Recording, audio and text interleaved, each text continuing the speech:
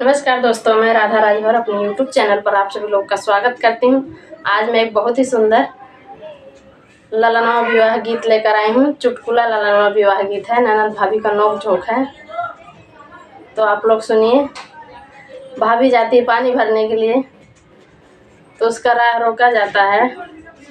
तो अपना ननद को ही देने के लिए बोलती है, मैं अपने ननद को दूंगी, मेरा रास्ता छोड़ दीजिए। तो सुनिए आप लोग गीत। बहुत ही मज़ेदार चुटकुला ललनवा विवाह गीत है।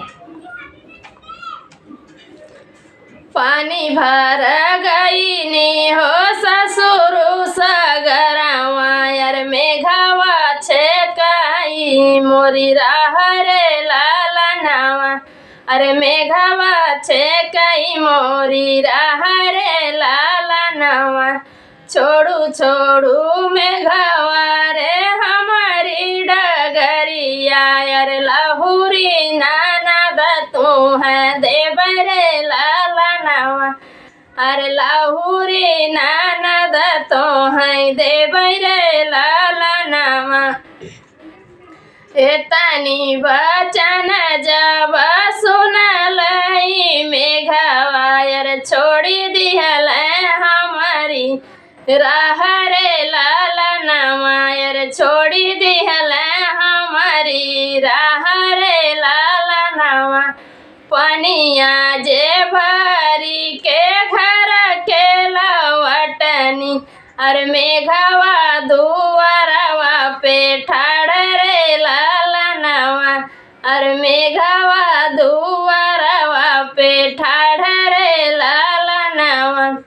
दे तू सरहज हो लहुरी नदिया, अरे ले के घर हम जबै रे लालनवा। अरे ले के घर हम जबै रे लालनवा। कैसे कदई मेघवा लहुरी नदिया, अरे नाही तुहरे घरवा दुआर रे लालनवा। अरे नाही तुहरे घरवा दुआर रे लालनवा। एतनी बचन जब सुनले मेघवा, अरे एतनी बचन जब सुनई मेघवा। अरे खड़ी की है समालया टारी रे लालनवा। अरे खड़ा की है समालया टारी रे लालनवा। दे तू सरहज हो अपनी नदिया, यार लई के ई घर हम जबै रे लालनवा। यार ले के घर हम जबै रे लालनवा।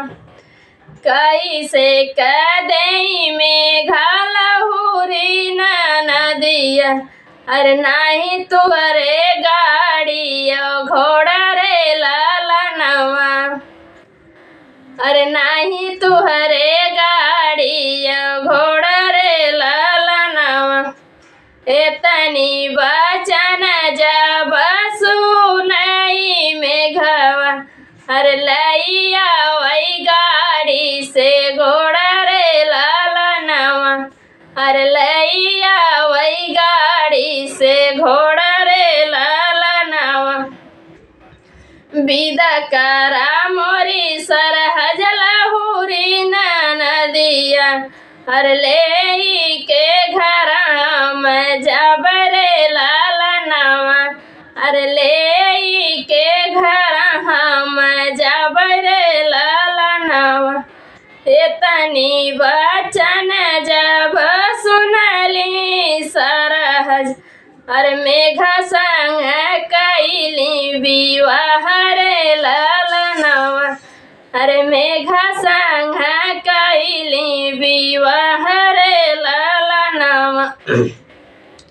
एक बन गईल दूसर बन गईल, अरे तीसरे में बगुला मेड़राई रे लालनवा।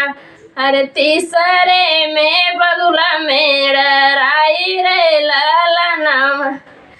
एक बार झपटई बगुला दूसरा बार झपट, अरे तीसरे में मेघालय के जाई रे ललनवा, अरे तीसरे में मेघालय के जाई रे ललनवा, बनवा में बैठी रोवे लहुरी नदिया, अरे भौजी, अरे फूटल भौजी मोर करम रे ललनवा, बनवा में बैठी रोवे लहुरी नदिया, अरे फूटल भौजी मोर करम रे ललनवा, अरे फूटल भौजी मोर करम रे ललनवा, पनिया भर न गईनी ससुरु सगरवा,